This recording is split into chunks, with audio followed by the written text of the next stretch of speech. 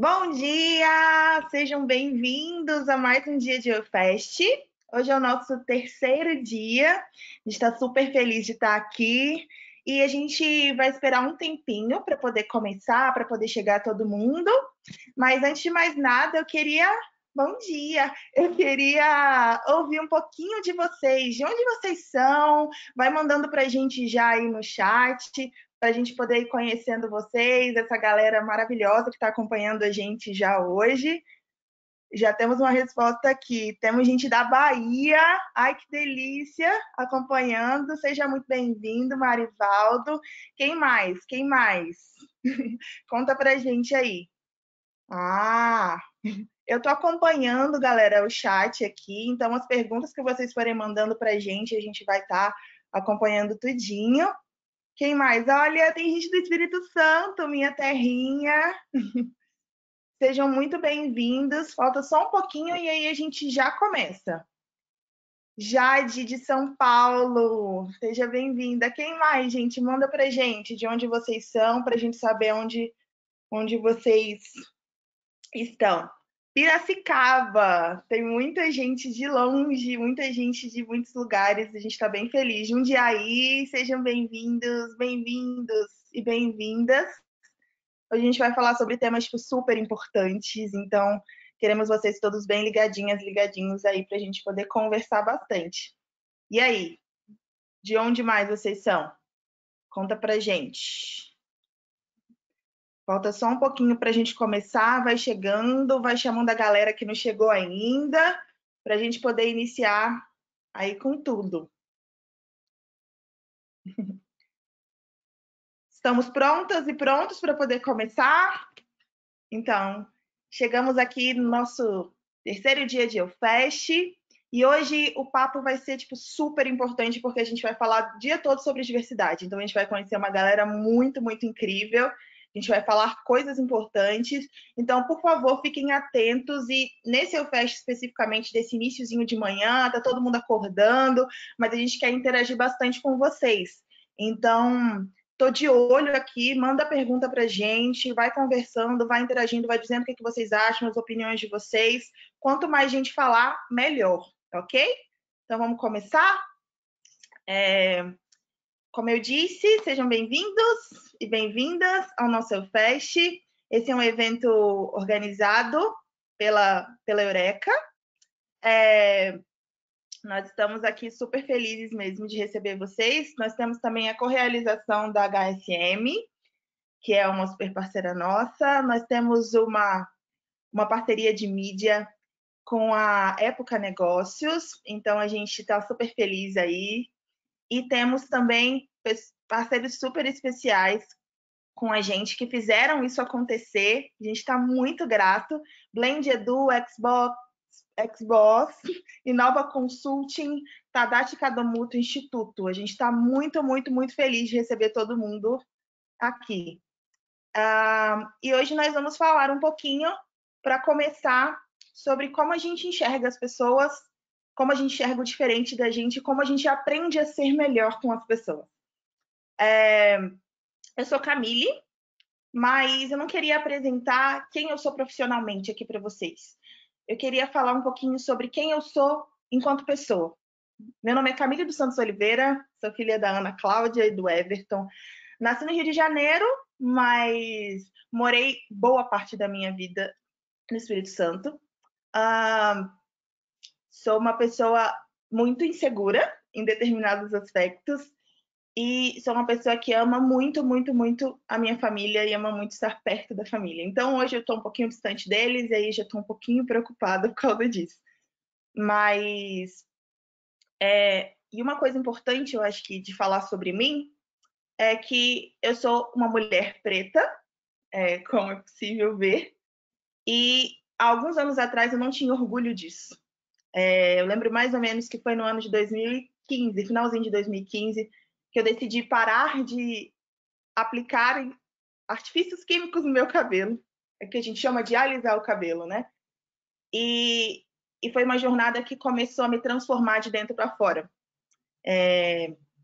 Com a mudança, né, de estrutura capilar, também vieram muitas mudanças de pensamento, muita mudança de atitude e muita mudança de conhecimento também. E é sobre isso que a gente vai falar hoje. Então, eu queria chamar aqui meu amigo Samuca, Samuel Emílio, para poder falar também um pouquinho sobre quem ele é. Boa, bom dia, pessoal. Bom dia, Camille. Muito obrigado pela oportunidade de estar aqui batendo esse papo com vocês. Meu nome é Samuel Emílio, eu nasci no interior de Minas Gerais, numa cidadezinha chamada Ipatinga, num bairro bem periférico, assim, que não tinha creche, não tinha posto de saúde. Acabei nascendo numa família que apostava muito, tanto na educação quanto no trabalho. Então, eu comecei a trabalhar fora de casa no mesmo ano em que eu aprendi a ler. Eu tinha 6 anos, eu lavava copas num bar. E aos 9 eu brinco que eu fui promovido, virei vendedor de uma casa de ração. Comecei a vender ração de cachorro, ração de gato. Vendia o próprio cachorro, o próprio gato. E fiquei dos 9 até os 17 trabalhando como vendedor. E aí um negócio muito interessante que aconteceu na minha vida é que eu recebi uma oportunidade, talvez uma das mais valiosas. Eu ganhei uma bolsa de estudos com 12 anos, na melhor escola da cidade, lá do outro lado da cidade. E aí era curioso que não tinha um ônibus que saía do meu bairro e ia pro bairro que eu estudava, né? Então eu ia de bicicleta até um bairro vizinho, trancava a bicicleta numa árvore e ia para a escola, depois eu voltava e pegava a bicicleta de volta. Eu falo isso aqui em São Paulo, ninguém acredita, né? Porque sem dúvida a bicicleta teria sido roubada aqui em São Paulo. Mas acho que essa trajetória de infância, assim, de muito esforço e muita dedicação, ao mesmo tempo recebendo muitas oportunidades, fez com que eu conseguisse acessar uma educação de altíssima qualidade e começasse a acumular algumas vantagens sociais, assim, né? E aí eu, enfim, fui fazer universidade pública, tive um acesso à educação muito boa e acho que o fato de eu ter vindo parar aqui conversando sobre diversidade e inclusão, ele, acho que ele começou a se dar a partir mais ou menos do meu terceiro ano de faculdade. Eu fui fazer engenharia e aí acho que isso é bem importante para o nosso papo de hoje, porque no terceiro ano eu vi meus amigos irem fazer intercâmbio fora do, enfim, obviamente fora do país, conhecer outras realidades. Eu não tinha dinheiro para isso, e aí eu decidi fazer um intercâmbio dentro do próprio Brasil e conhecer de verdade alguma realidade que não estava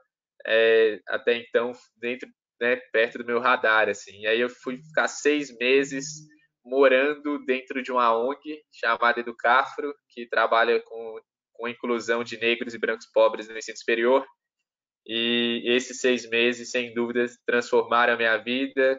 Eu saí de vez da universidade pública, transferi para uma faculdade em São Paulo, terminei engenharia aqui e no meio desse caminho fui empreender, coordenei um movimento de renovação política. Hoje eu estou trabalhando aqui na Tribo e acho que quero bater um papo aí, principalmente com gente jovem que está entrando no mercado de trabalho, especialmente pessoas que querem aprender sobre diversidade e inclusão. Assim, acho que não é sobre necessariamente você ser uma pessoa negra, você ser uma mulher, ser uma pessoa que não se identifica como heterossexual.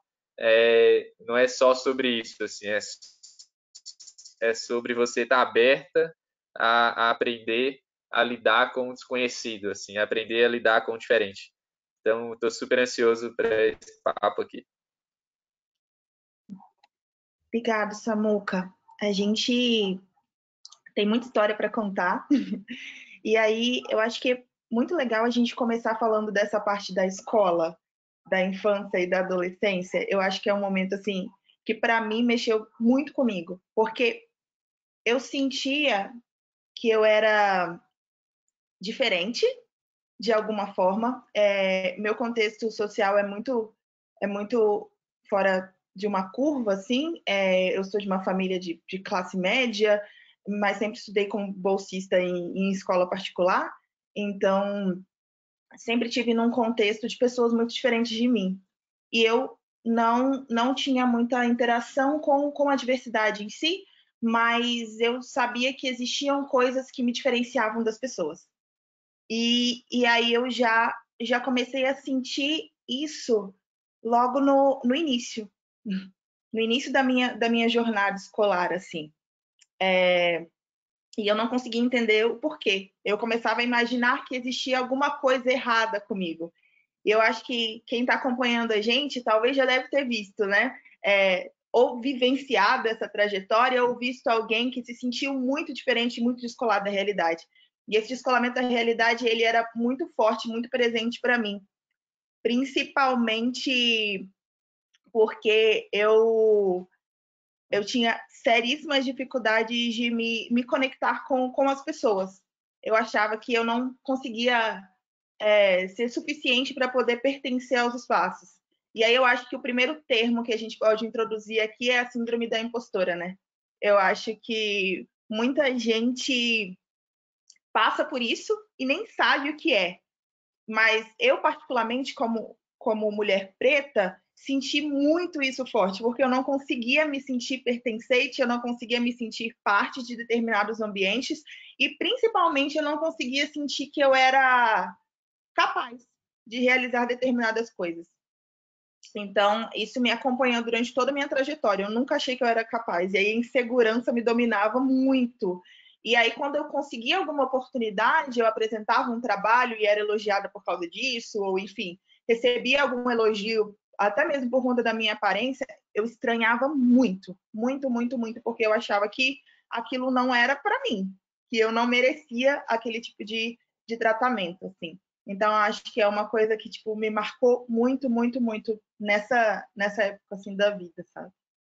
Como você lidou com isso, Samuca? Então, faz muito sentido, Cami. Tem uma história que eu conto, assim, que eu acho que ela diz muito sobre mim, assim, sobre isso que você compartilhou agora, assim. Quando eu era criança, eu tinha muita vergonha de quem eu era.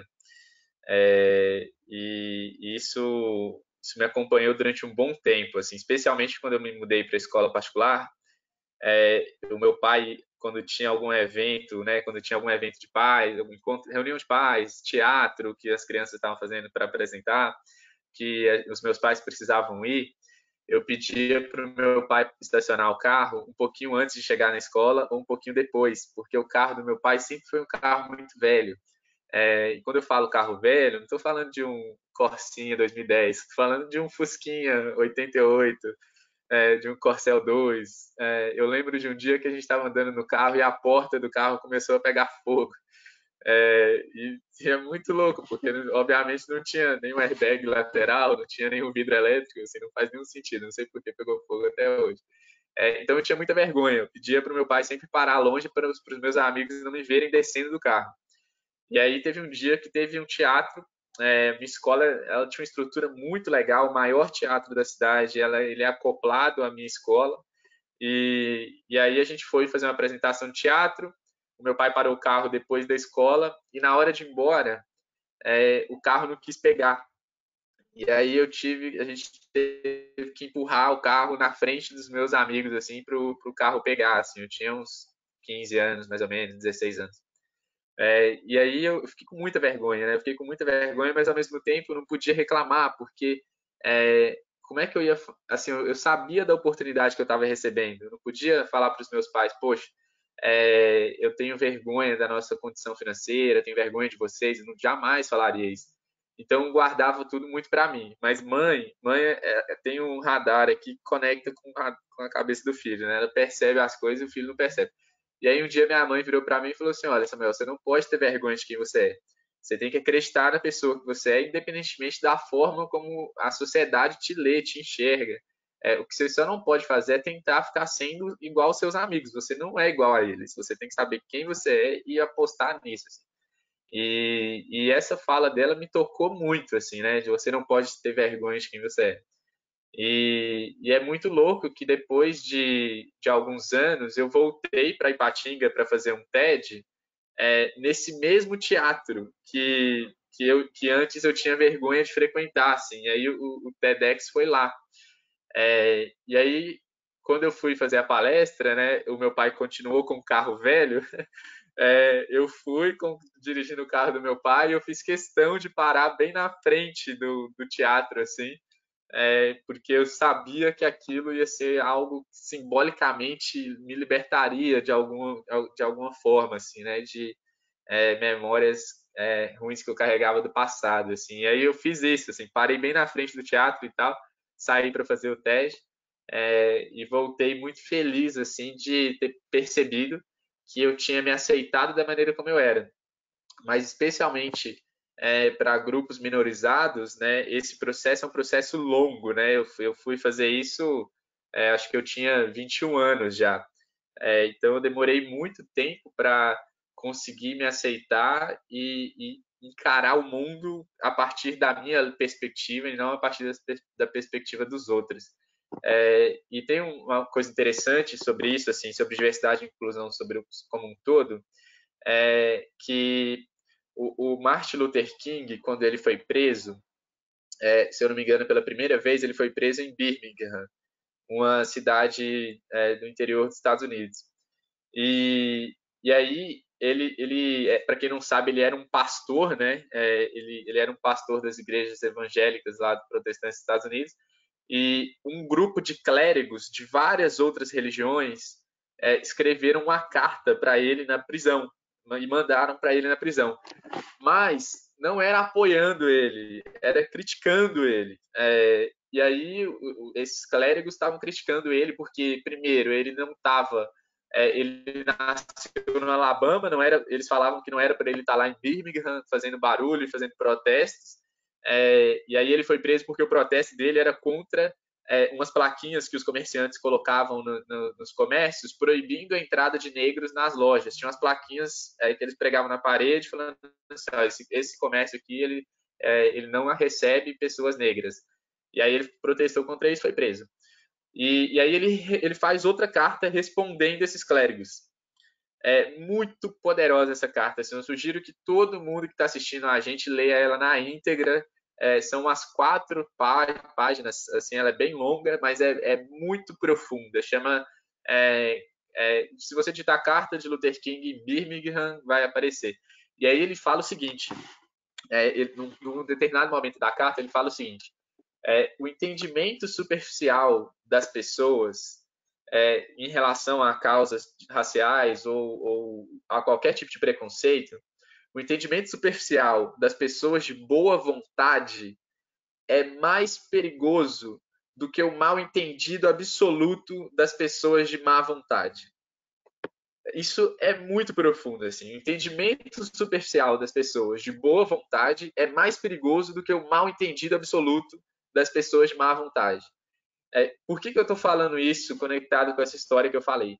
Porque muitas vezes a gente está falando sobre lidar com o diferente, mas a gente tem um entendimento muito superficial de qual é a realidade que aquela pessoa vive, quais são os desafios que aquela pessoa enfrentou na infância, qual é o contexto familiar que aquela pessoa nasceu, se ela teve pai presente, se o pai dela foi buscar um cigarro, se a gente não faz ideia de qual é, assim, verdadeiramente a experiência de vida que aquela outra pessoa viveu, independentemente de raça e classe ou de gênero, porque eu encontrei muitas pessoas de famílias abastadas, pessoas que estão dentro do padrão de beleza estipulado pela mídia e que enfrentaram desafios familiares na infância igualmente desafiadores e que impregnaram, né, carimbaram na história de vida dessa pessoa desafios que ela carrega até hoje.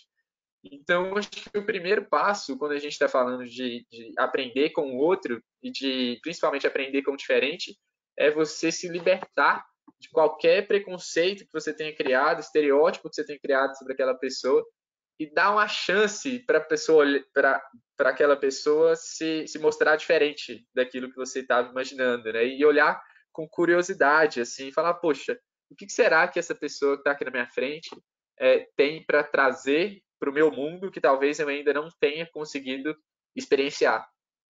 Então, eu tenho muito essa crença viva, assim, de que a gente não pode ter vergonha de nós mesmos, nós precisamos nos expressar, independentemente de quem a gente é. Ao mesmo tempo, a gente também não pode ter um entendimento superficial das causas e dos desafios que as outras pessoas vivem, porque isso pode levar a gente a tomar decisões muito ruins assim para esses grupos, né? Enfim, passa a bola aí, E Carlos. Falei demais. não, eu acho que uma palavra que você falou agora, que ficou muito, muito na minha cabeça, é sobre aceitação, a autoaceitação. Né? E, e eu consigo perceber muito bem que a partir do momento que eu me aceito, a gente consegue transmitir para o outro muito mais verdade. E a gente consegue transmitir para o outro muito mais empatia. Então, se todos nós fizéssemos o exercício de nos aceitar como pessoas, para além de qualquer estereótipo que a sociedade impõe, porque se a gente for parar para pensar, tudo isso que a gente tem na nossa mente sobre o que é bom, o que é belo, o que é ruim, o que não é, vem muito dos estereótipos criados pela sociedade. Estereótipos que a sociedade construiu, que a mídia construiu e que dita o que é certo e o que é errado. Mas a partir do momento que a gente começa a quebrar isso, a gente começa a quebrar muitas crenças, né? E começa a atingir novos lugares. E eu acho que isso vem também para um segundo ponto que eu acho que seria legal a gente falar aqui, que é sobre representatividade. E aí, galera, eu queria muito que vocês mandassem as perguntas de vocês, as reações, os comentários, porque a gente quer muito trocar com vocês hoje aqui. Mas o que a gente vai falar sobre representatividade, eu acho que a primeira palavra que vem à minha cabeça hoje, nesse exato momento, para falar sobre representatividade é Thelminha campeã. Eu chorei. O BBB, ele é um momento da sociedade, um momento no ano que a sociedade reflete um pouco. E esse especificamente me trouxe muita reflexão. Eu não sou de assistir, mas aquela final daquele dia, daquele domingo, passou agora, me fez chorar. A Camille, criança, nunca ia imaginar encontrar uma vencedora como aquela mulher. Preta, médica, dotada. Nunca, nunca iria encontrar. E o quanto aquilo me representou não está descrito. A Camille, de 12 anos, se olhasse para uma vencedora dessa, com certeza ia se amar muito mais, ia se aceitar muito mais. E se a gente for parar para olhar, eu pergunto para vocês, se a gente tivesse aqui que perguntasse para vocês o que traz para vocês a primeira imagem que vem à mente de vocês quando vocês pensam numa mulher, é por algum acaso a Thelminha? É um pouco parecido com a Thelminha? Quando vocês pensam em um galã de novela, ele é um pouco parecido com o Babu?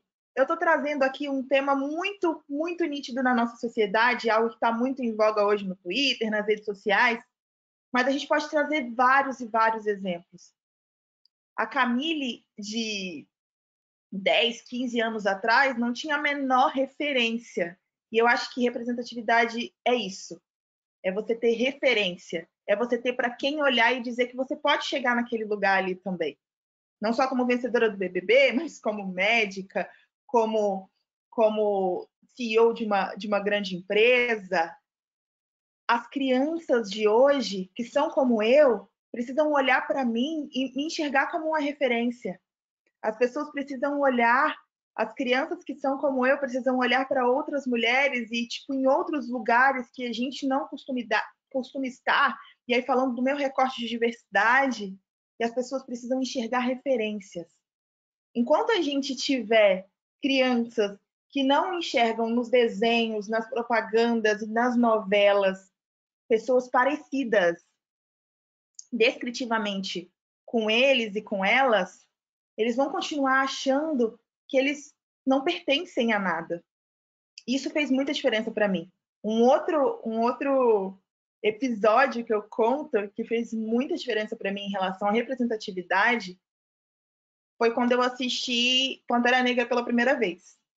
E aí, depois eu assisti ainda mais umas 500 vezes esse filme, porque ele me traz isso. Nós podemos ser princesas, nós podemos ser mulheres que representam outras coisas além do que nós representamos.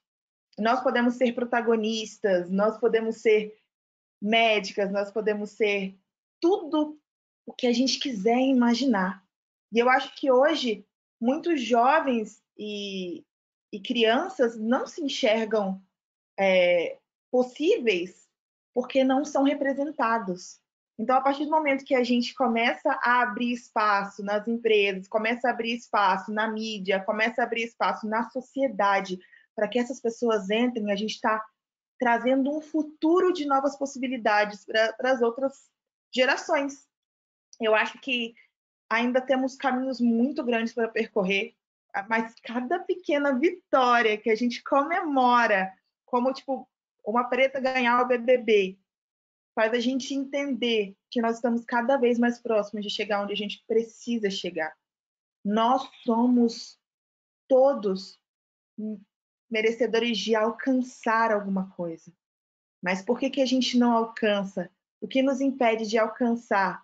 Além de todas as barreiras e privilégios que a gente não tem, o que nos impede de chegar lá? Eu acho que é uma pergunta que fica muito, muito, muito presente para mim. E representatividade é muito isso, sabe? Até aproveitando aí, emendando na pergunta que você fez, Camis, o que nos impede de chegar lá, né? Eu tenho estudado muito sobre o que é representatividade, né? Acho que você trouxe aí um conceito de representatividade olhando para a Thelminha, né, que te representa descritivamente, né, ela descreve o que é ser uma mulher negra no mundo, e aí, ao mesmo tempo, as pessoas que não são negras devem estar se perguntando, né, pô, mas e o que eu faço, né? Tipo, qual é o meu papel? Porque eu nunca vou conseguir descrever o que é ser uma pessoa negra no mundo. E acho que tem pelo menos dois tipos de representatividades interessantes a gente compartilhar com quem está assistindo a gente aqui. Uma das maneiras de você representar um grupo é você descrever fisicamente o que é esse grupo, né? Então, se você é uma pessoa se você é uma pessoa amarela e de origem oriental, você representa descritivamente o grupo de pessoas amarelas de origem oriental, né? Que é como o IBGE descreve. Estou usando esses termos que é como o IBGE descreve, né? Se você é uma pessoa preta ou parda, né? Então, dentro do grupo de negros, você descreve fisicamente o que é ser uma pessoa negra. Se você é uma pessoa branca, você descreve o que é ser uma pessoa branca. Isso não significa que uma pessoa negra ela vai entender da causa das pessoas negras e vai saber falar disso com profundidade. Não significa que uma mulher que descreve o que é ser uma mulher no mundo vai saber falar disso com profundidade. E ela nem é obrigada a falar disso. A gente não pode sair obrigando as pessoas que são de grupos minorizados a serem especialistas nas causas dos seus respectivos grupos. Se elas sobreviverem no mundo que a gente está, já é uma vitória. E aí a gente quer cobrar que elas sejam especialistas, né? Não necessariamente. Então, acho que esse é um tipo de representatividade, assim, é o que quem é que você descreve no mundo.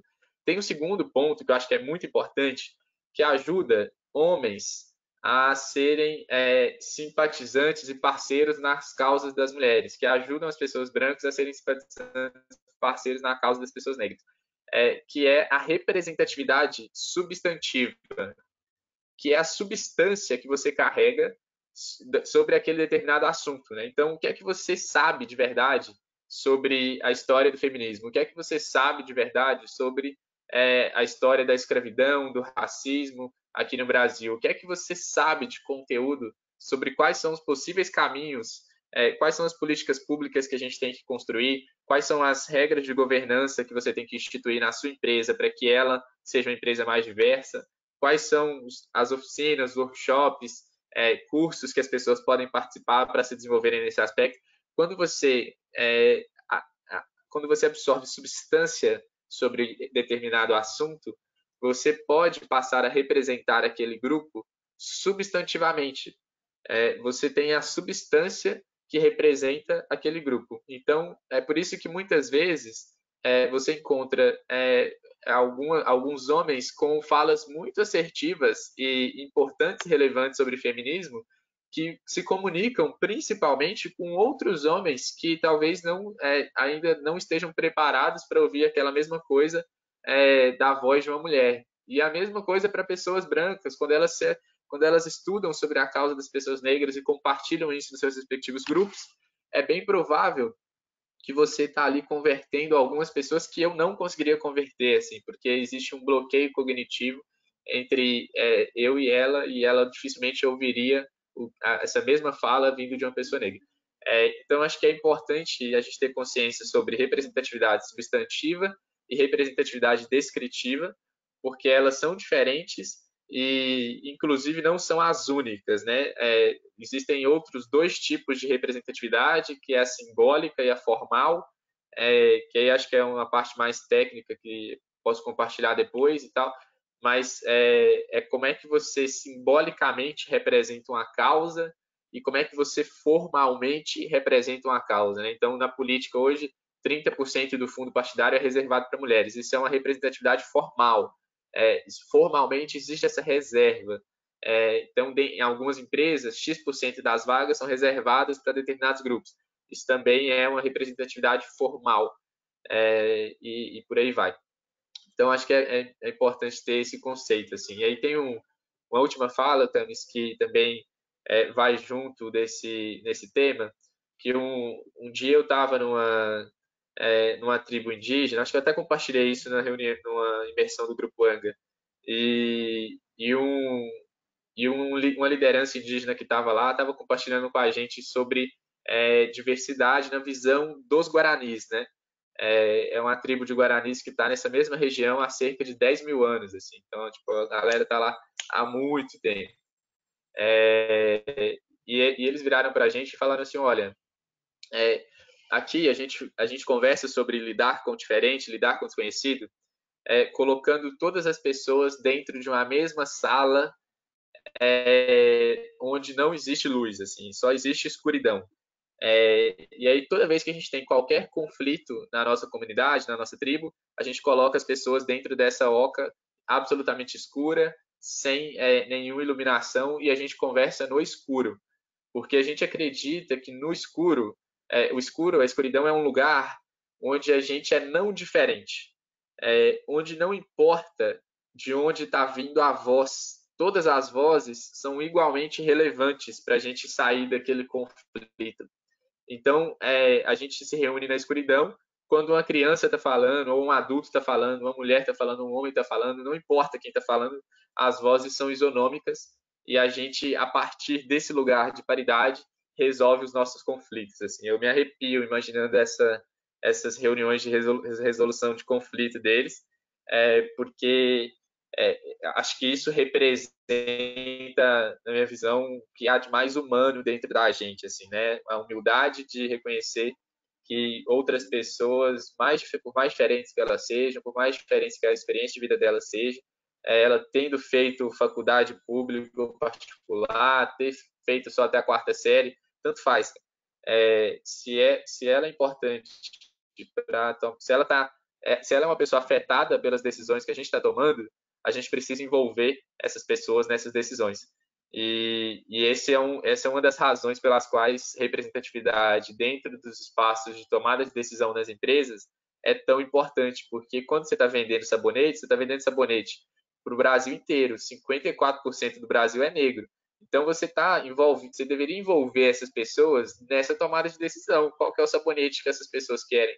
Por isso que demoraram tanto para construir shampoos, para desenvolverem shampoos para o nosso cabelo, porque não perguntavam para a gente qual era o shampoo que a gente queria para o cabelo crespo.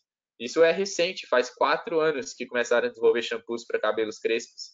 Então, quais são outras áreas da nossa vida que não estão sendo contempladas e quais outras necessidades não estão sendo atendidas simplesmente porque a gente não foi convidado para tomar as decisões, né? Isso. Gente, a gente chegou na nossa metade do nosso bate-papo e eu vou trazer aqui uma coisa para vocês, um lugar de muita vulnerabilidade, tá? A gente, antes de começar o webinar, a gente conversa entre a gente, os organizadores dão todas as dicas, explicam como funciona tudo aqui. E eu tô aqui olhando para as perguntas e falando, poxa, ninguém mandou pergunta nenhuma, eu tô aqui há um tempão e ninguém mandou pergunta. Tava, tipo, super triste. E aí eu tive a ideia de apertar para baixo aqui, né, a setinha do meu, do meu computador. E aí eu vi que, tipo, já tem pergunta, tem muita pergunta, tem gente interagindo. E pelo que eu conversei com o Samuca, a gente tinha combinado de, nesse segundo momento, a gente conversar. Então, agora é papo aberto. E aí, Samuca, tem já uma pergunta aqui, tipo, que eu achei muito interessante da gente trazer. E eu vou trazer o nome de vocês, tá, gente? Porque eu acho muito importante a gente trabalhar com a nossa identidade. O nosso nome é a nossa identidade. Andréas disse assim... como fazemos com a questão da referência, que é super importante, como você mesmo disse, para que ela não vire um discurso para negligenciar ainda mais as minorias? Por exemplo, não existe racismo, a ganhadora do BBB é negra, inclusive. O que você acha? Massa. Eu assisti um documentário no Netflix, que agora eu não sei o nome, mas eu vou compartilhar o que eu aprendi. E nesse documentário, o apresentador ele vira e fala assim: quando uma pessoa chega para mim e fala que racismo não existe mais, que a gente não pode reclamar de representatividade, porque agora as coisas estão muito melhores, né? Ele fica imaginando, assim, aí eu faço esse convite para vocês que estão assistindo a gente imaginarem também. Imagina que você está agora aí trabalhando de casa, home office, todo mundo só consegue, todo mundo depende da internet para trabalhar, e aí a sua internet começa a falhar, como a minha está falhando aqui nesse Hangouts, e a qualidade da minha imagem está ruim. E aí você liga para a operadora de internet e fala assim, olha, a internet está muito ruim, eu vim aqui reclamar porque eu contratei X gigas, está chegando só 10%, não sei o que, tal, tal, tal. E aí a operadora vira para você e fala assim, ô fulano, ô Maria, ô João, é o seguinte, a sua casa, ela realmente está sendo despriorizada, porque a gente está com sobrecarga muito grande, está todo mundo usando a internet em casa, e a gente está atendendo prioritariamente os clientes mais antigos. Então, a sua casa vai receber menos internet mesmo, é assim que funciona, essa é a regra que a gente estabeleceu aqui, e eu queria convidar você a olhar para isso com abundância, porque lembra quando a internet era discada? Pelo menos agora você tem Wi-Fi.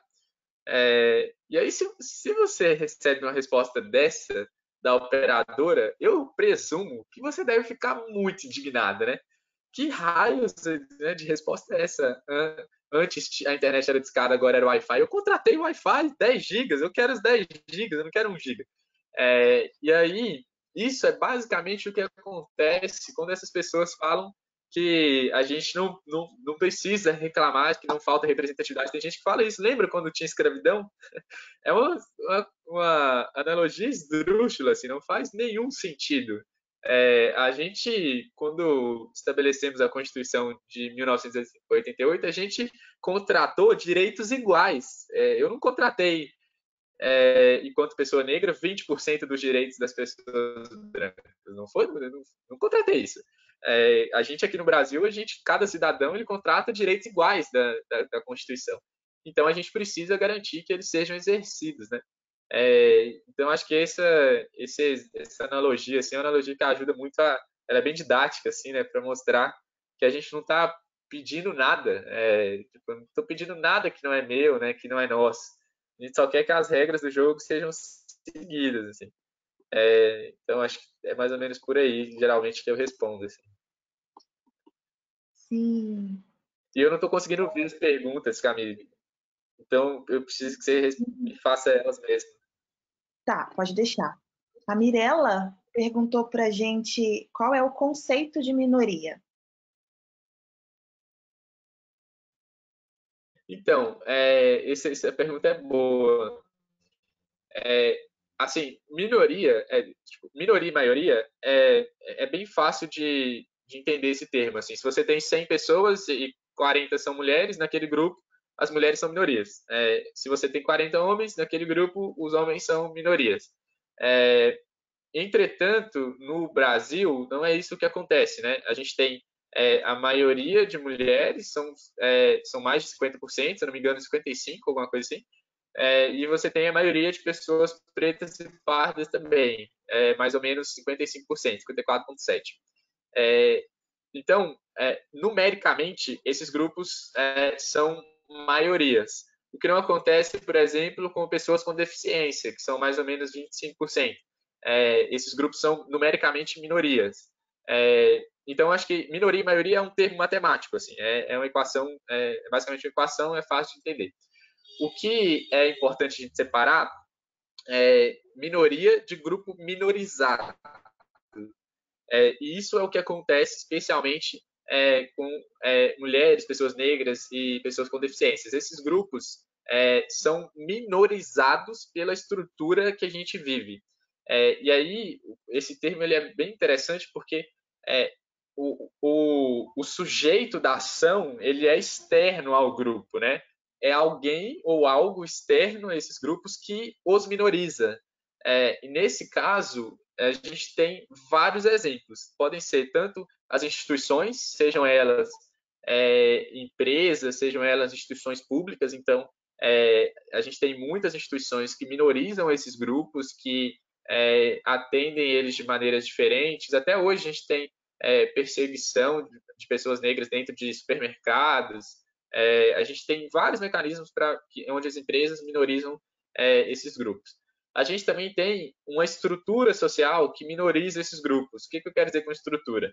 Se a gente sabe que as pessoas não partem da mesma linha de partida, não tem como você virar e falar o seguinte: concurso para juiz federal.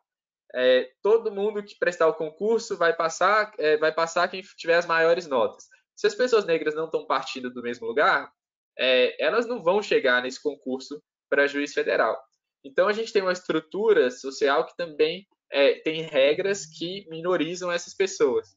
E aí você precisa criar mecanismos no meio do caminho para equiparar o ponto de partida e fazer com que essas pessoas cheguem em igual competição para prestarem concursos públicos, para se candidatarem para as eleições, para ocuparem conselhos tutelares, para ocuparem espaços de tomada de decisão na sociedade como um todo, assim, né?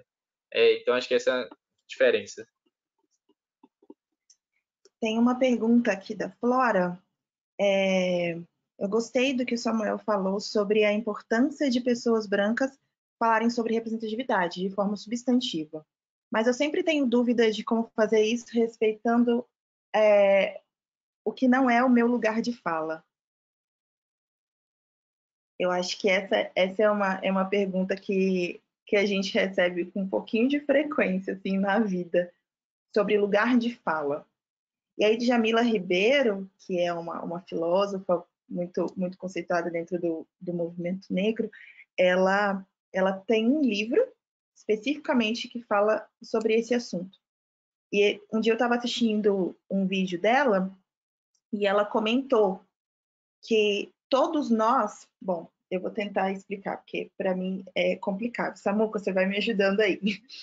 Todos nós visualizamos o fato. O fato, ele acontece. Então, vamos colocar aqui o fato racismo. Ele acontece.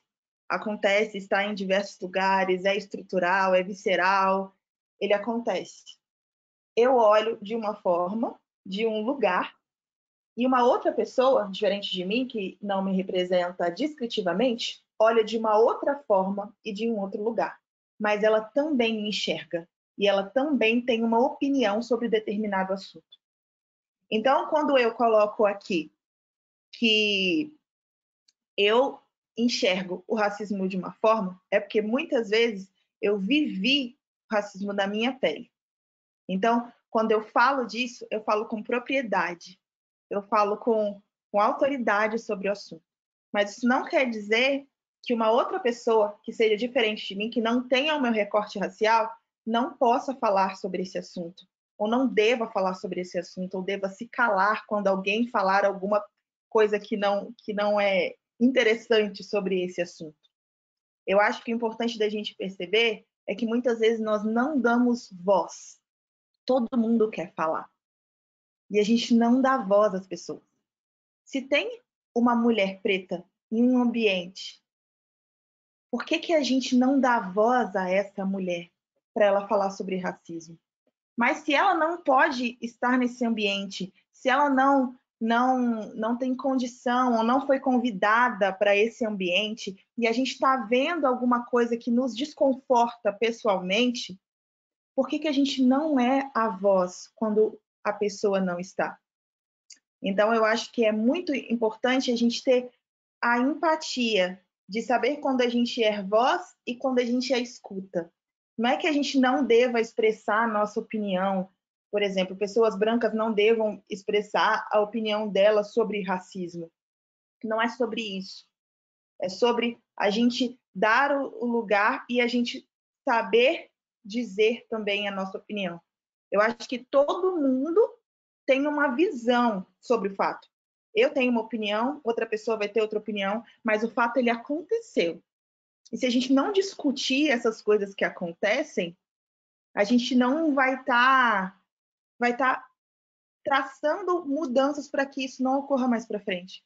Então, para mim, a dificuldade está em quando existem pessoas para representar isso, para falar sobre isso, e essas pessoas elas não têm voz, elas não têm espaço, elas não falam. Mas se essa pessoa ela não consegue nem ocupar o espaço, que você seja a porta, que você seja a voz, que você puxe essa pessoa, que você faça essa pessoa encontrar esse lugar. Não sei se eu consegui ser explícita.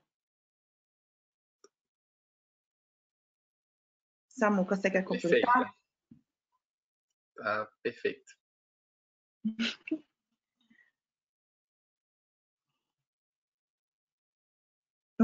Aqui tem uma pergunta boa da Luana.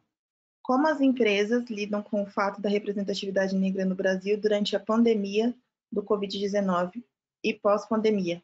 Se existe realmente um plano para mudar isso? Olha, eu não vi nenhum plano das empresas. Eu também não vi nenhum plano do governo com recorte racial, nem de gênero. Na verdade, o que a gente tem são políticas bem genéricas que, num país desigual, acabam discriminando. Eu postei até um vídeo hoje, ontem à noite, no Instagram sobre isso. E é Luana que perguntou? Sim, É, Luana. depois você pode assistir lá, Luana, também. É Samuel Emílio, meu Instagram. Mas, tipo, basicamente, a gente teve uma pesquisa que foi revelada aqui ontem em São Paulo, que as pessoas pretas têm 62% mais chances de serem vítimas do Covid do que pessoas brancas em São Paulo. 62% a mais de chance. É um genocídio, assim, em massa. É como se o governo estivesse falando coronavírus, mate as pessoas negras, assim, porque quando a gente quando a gente tem um contexto desigual, então a nossa sociedade ela é evidentemente desigual e oferece oportunidades diferentes de acesso à saúde para pessoas negras e brancas. Isso não é de hoje, não sei se vocês já viram esse dado, mas no momento do parto, mulheres brancas recebem 5% das mulheres brancas não recebem anestesia na hora do parto. Em relação, quando você olha esses dados para mulheres negras, 10% das mulheres negras não recebem anestesia na hora do parto. Quando foram perguntar para os médicos por que eles não davam anestesia para as mulheres negras, eles responderam que eles acreditavam que as mulheres negras eram mais fortes, eram mais resistentes, e, portanto, não precisavam de anestesia. E aí o que acontece é que essas mulheres morrem. Isso é um problema sistêmico de todo o sistema de saúde. Então, as pessoas negras, em geral, elas são mandadas para casa mais cedo, então elas são internadas pelas mesmas doenças que as pessoas brancas, mas elas são devolvidas para casa mais cedo, porque os médicos acham que elas já estão boas, já estão boas o suficientes para voltar, quando não estão. Elas recebem menos medicamentos, elas têm mais dificuldades para acessar os medicamentos gratuitos, então já é de anos que o problema é sistêmico. Por quê? Porque o governo ele trata de maneira isonômica, ele tem políticas genéricas para uma sociedade que é desigual. Quando você tem políticas genéricas para uma sociedade desigual, você acaba discriminando negativamente essas pessoas. E aí eu estou falando governo aqui, não é nenhuma crítica nem ao governo atual, nem ao governo anterior, tipo, isso é transversal a todos os governos que a gente já teve. Por que eu estou dando esse exemplo? Porque agora, apesar de ser aterrorizante saber que eu tenho 62% mais de chance de morrer aqui em São Paulo por causa do coronavírus, em relação a outro jovem da mesma idade, da mesma classe social que eu, mas que é de um tom de pele diferente, quando eu olho para isso, eu fico aterrorizado. Mas eu não me surpreendo, porque eu já sabia que isso ia acontecer. Dentro das empresas, é a mesma coisa. Eu não tenho nenhuma dúvida, apesar de não ter visto pesquisas, de que provavelmente a taxa de demissões deve ser maior dentro do grupo de pessoas negras. Eu não duvido que a redução de salários deve estar sendo maior dentro desse grupo. Que as férias, esqueci o nome de férias forçadas, como é que você, quando você impõe que tem que ter umas férias, esqueci o nome disso, deve estar sendo maior férias não remuneradas dentro desse grupo. Então, acho que não vi nenhum movimento fazendo alguma política interna dentro das empresas com recorte racial, e talvez seja uma oportunidade da gente começar a fazer isso, porque provavelmente esses grupos vão ser as maiores vítimas desse momento de pandemia assim, que a gente está vivendo, e de outros que a gente vai viver. Assim, na hora que a fonte seca, a comida acaba primeiro para quem está mais longe, assim, né? A água acaba primeiro para quem está mais longe.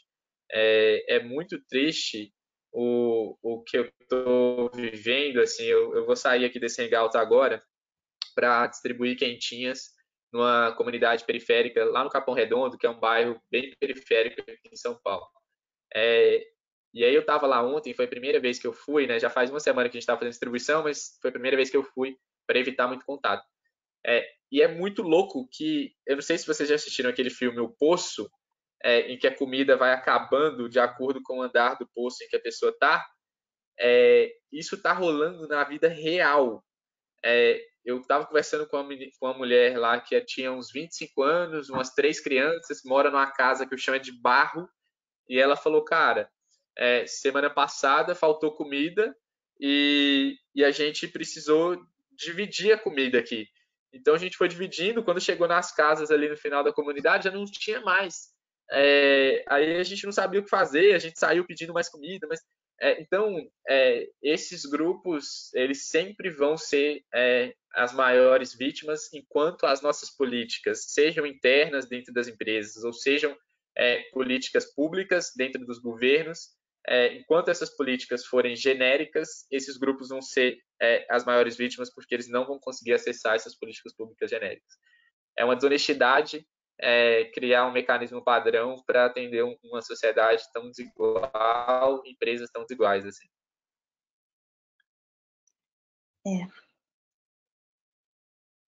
Gente, a gente recebeu muitas perguntas, e perguntas muito pertinentes, muito importantes, que a gente queria muito ter tempo para poder destrinchar elas aqui. Já são 10h53, a gente tem 7 minutinhos para encerrar o nosso momento aqui.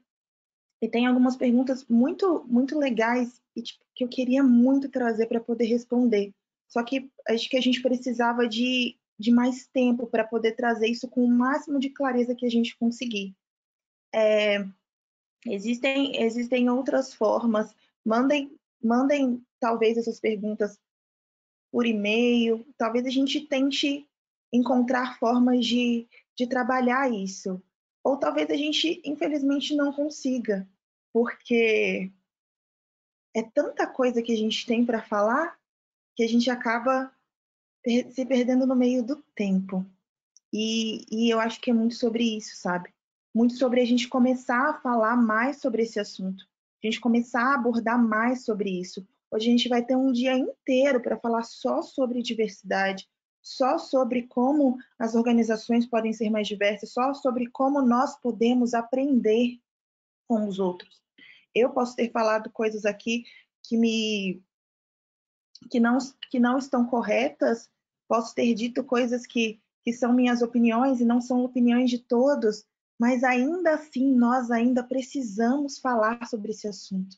Está na hora da gente começar a colocar isso em pauta, em prioridade, tanto as empresas quanto nós, como colaboradores, como jovens, nos nossos microambientes, nós devemos colocar isso para frente. Existe muita gente, muita oportunidade que está sendo perdida porque a gente não fala, porque a gente tem medo de falar, ou porque a gente não tem tempo, ou não prioriza a diversidade como deveríamos priorizar. Eu sinto falta de sentir diversidade como prioridade. E eu sinto que isso está mudando aos pouquinhos, com pequenos passos, passos que a gente ainda não consegue muitas vezes enxergar, mas que estão acontecendo. A partir do momento que a gente entender que o outro também precisa ser visto, a gente vai começar a aprender também com o outro. A gente precisa começar a aprender com o outro. E aí eu queria muito agradecer a todas as pessoas que mandaram perguntas, foram perguntas incríveis. E eu não tenho só perguntas, eu tenho experiências incríveis que foram ditas aqui que eu vou levar para sempre comigo.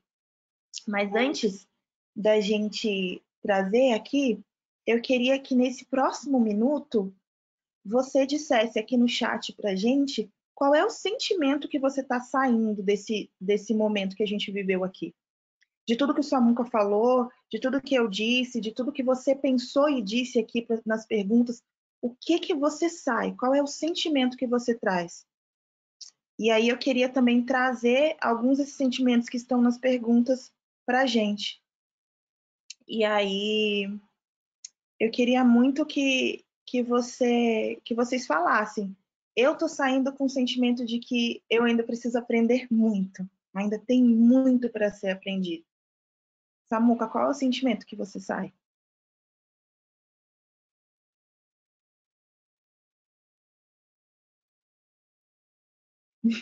Saio com o sentimento de estar em movimento. É, acho que isso, não sei se isso é um sentimento, mas eu inventei aqui agora, se não for. Nós temos a Jusce com sentimento de inquietude, o Gustavo com sentimento de aprendizado, a Carol com sentimento de aula, a Denise com sentimento de que expandir os horizontes, o Márcio com sentimento de reflexão e com vontade de conhecer mais sobre os grupos sociais que ele não está inserido, Marivaldo, eu sinto nessa cidade a necessidade de visão. Consciência, Rodrigo, nós temos muitos sentimentos que emanam da gente. Mas agora eu queria fazer um convite especial nesses últimos minutos que a gente tem. Por que a gente não transforma esse sentimento em ação? Samuel falou que daqui a pouquinho ele vai distribuir algumas quentinhas. A gente tem outras atividades para fazer, mas por que você não transforma o sentimento em ação? Nesse momento de pandemia, de crise, ajude alguém, faça diferença, sabe?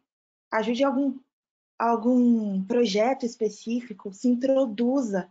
Mesmo que você não possa ajudar financeiramente, compartilhe essa bondade que está sendo compartilhada no mundo hoje. Faça diferença na vida das pessoas que hoje precisam, que hoje você não consegue nem enxergar. Nós estamos com um projeto chamado Perifa Protegida. A Eureka está apoiando esse projeto e a gente ainda não tem visto grandes movimentações sobre isso. Mas se 80 pessoas que estão aqui no call hoje pudessem compartilhar isso, essa e outras iniciativas que estão surgindo, talvez a gente conseguiria alcançar mais pessoas. Existem pessoas que estão passando por dificuldade que talvez a gente nem saiba, talvez a gente nem conheça, mas que precisam de nós, da nossa ajuda e do nosso apoio. E aí, eu acho muito importante a gente terminar com um sentimento de inquietude, que foi o primeiro sentimento que surgiu no chat, que a gente se inquiete de ver tanta incoerência e que a gente passe a mudar. Bom, a gente quer encerrar agora, agradecendo muito ao Samuca por ter feito parte disso com a gente, por ter feito esse momento acontecer. Eu acredito que o UFest ele é um momento muito importante para que a gente possa aprender mais. Hoje às 14 a gente vai ter mais um call dentro desse tema de diversidade, dessa vez falando sobre inclusão e empatia, uma combinação essencial, com a Thalita, que é a CEO da Blend Edu, a Maíra, que é a coordenadora de desenvolvimento de diversidade e inclusão na Natura. E seria muito importante que a gente tivesse aqui também hoje às 14 horas.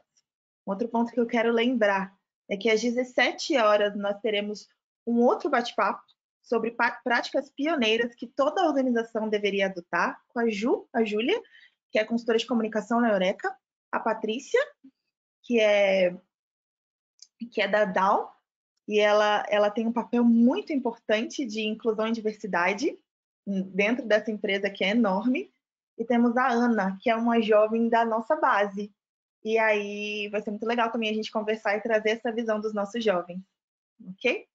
Lembrando e agradecendo mais uma vez a correalização da HSM, a realização da Eureka, a nossa mídia oficial, que é a Época Negócios, agradecendo mais uma vez também a presença deles, os nossos parceiros, Blend Edu, Xboss, Inova Consulting, a Tadashi Kadomoto Instituto. E lembrando mais uma vez que não adianta só a gente ter inquietude, a gente precisa fazer alguma coisa. Apoie, entre no link, divulgue no seu Instagram. Quantas pessoas você pode pedir ajuda? Tem muita gente na periferia precisando e a gente pode fazer diferença. Com isso, a gente encerra. Muito, muito, muito obrigada a quem esteve aqui até agora e esperamos vocês mais tarde. E vamos falar mais sobre isso, vamos agir mais sobre isso. Gratidão.